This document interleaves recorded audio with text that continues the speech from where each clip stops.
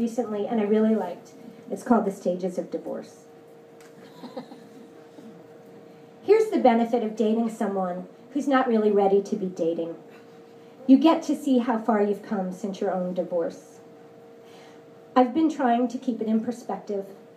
I've been trying to remember what it was like when I was in the thick of ending my own marriage 5 years ago, when my days were filled with attorney letters, financial spreadsheets, and venomous texts from my soon-to-be ex. It made me think a lot about something I heard on the radio a few weeks ago on a show called Radiolab about metamorphosis, and it blew my mind.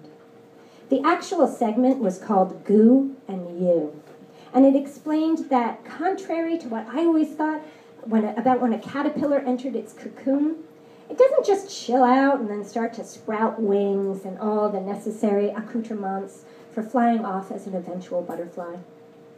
Instead, the little critter actually dissolves into some gooey matter, the consistency, the reporter notes, of snot. It just freaking dissolves, becoming a soup of cells, and then reshapes itself into a butterfly. It literally dies and then comes back to life. I know.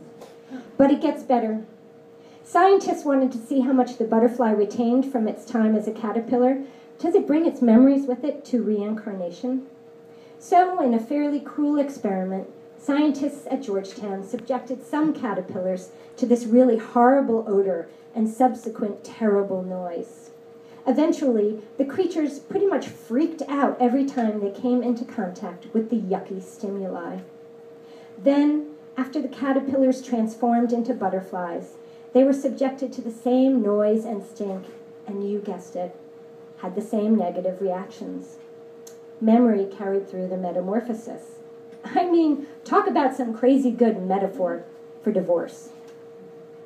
I think it's safe to say, during the whole terrible divorce process, the period when your adrenaline is kicked into permanent overdrive and you eat, sleep, and breathe heartache, you're pretty much reduced to a puddle of goo.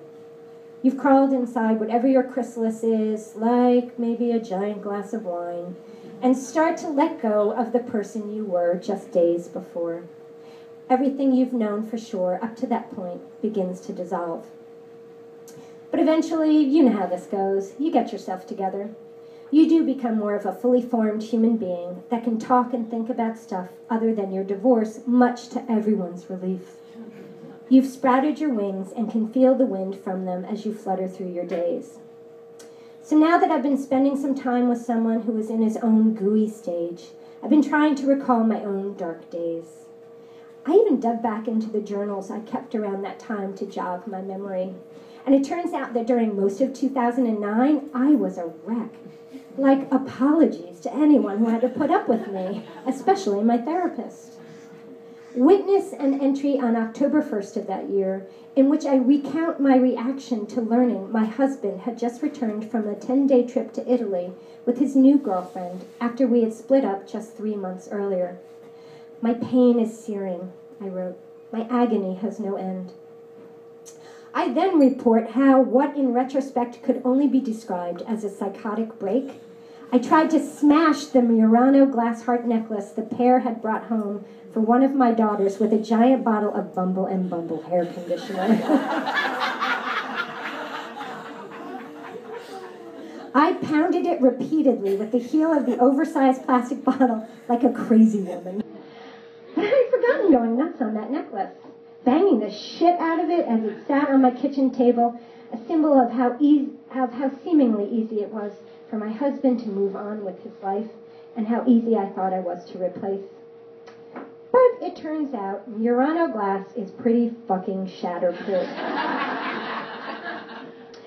And it held up to the attack, which could also be a handy metaphor for my own seemingly fragile heart. It too held up to a pounding. But I never would have remembered that incident if I hadn't written about it in 2009. Turns out my memory of that gooey stage of life is pretty sketchy.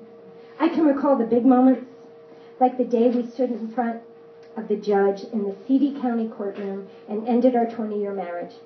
But the day-to-day occurrences, all that yucky stimuli that I reacted to during that tumultuous time, have started to fade from my memory.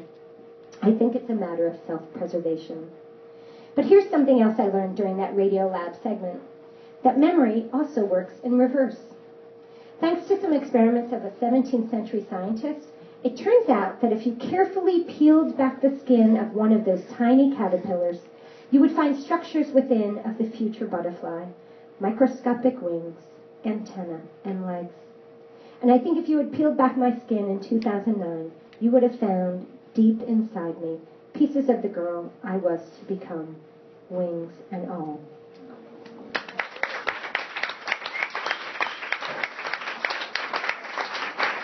That was so heavy.